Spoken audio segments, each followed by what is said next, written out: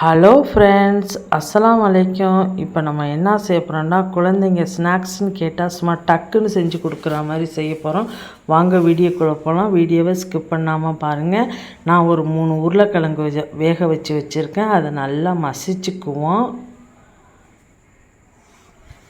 மசிச்சுக்கலாம். ஒரு எதில் கூட இல்லாத அளவுக்கு. இப்போ நல்லா மசிச்சாச்சு. ஒரு வெங்காயத்தை சின்ன சின்னதாக கட் பண்ணி போட்டிருக்கேன். 2 பச்சை மிளகாவை அதையும் சின்னதாக வெட்டி போட்டுக்கலாம். இப்போ நம்ம மசாலா பொடி சேர்த்துக்குவோம். மிளகாய்த்தூள் நான் ஒரு 1/4 ஸ்பூன் போட்டிருக்கேன். ரொம்ப காரம் சேர்க்க வேணாம். மஞ்சள் தூள் 1/4 ஸ்பூன் போட்டுக்கலாம்.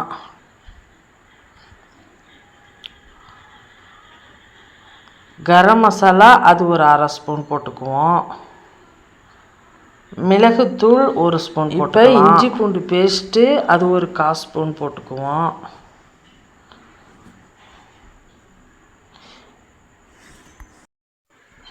உப்பு கொஞ்சோன்னு போட்டுக்கலாம். இப்போ இதை நல்லா மசிச்சுக்கலாம். நல்லா எல்லாத்தையும் ஒன்றா கிளறி நல்லா பிணைஞ்சிக்குவோம். இந்த மசாலா, வெங்காயம், உருளைக்கிழங்கு எல்லாம் நல்லா ஒன்றா மசிச்சுக்கணும். ஒன்றா பிணைஞ்சிக்குவோம். இப்போ இது கூட 1 கப்பு கோதுமை மாவு எடுத்திருக்கேன். நான் 1 கப்பு சேர்க்கல, 1/2 கப்பு தான் சேர்த்துருக்கேன். அதுவே போதும். இந்த உருளைக்கிழங்கோட தண்ணிலாம் கலக்கக்கூடாது. நம்ம அந்த தண்ணிலாம் சேர்க்காதீங்க. இந்த உருளைக்கிழங்குல உள்ள தண்ணியே போதும். நல்லா பசைஞ்சாச்சு.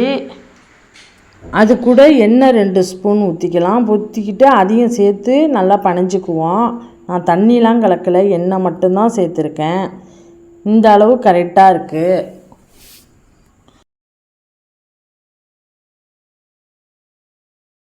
இப்போ இதை பிணைஞ்சிட்டோம். இதை நம்ம 2 பாதியாக எடுத்துக்குவோம்.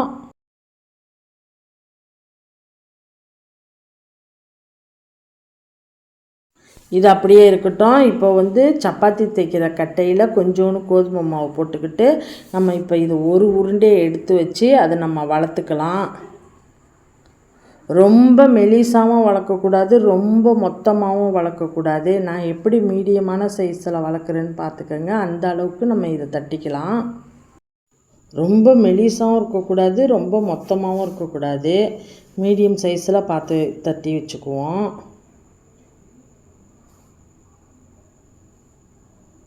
பாருங்கள், இந்த ஓரத்தெல்லாம் நல்லா அழகாக சரி பண்ணிக்கலாம். இது அப்படியே ஒரு பிளேட்டில் எண்ணெயை தடவி இதை தூக்கி நம்ம வச்சுருவோம். இந்த பிளேட்டில் நான் எண்ணெய் தடவியிருக்கேன். இதை அப்படியே எடுத்து நம்ம அது மேலே வச்சுருவோம்.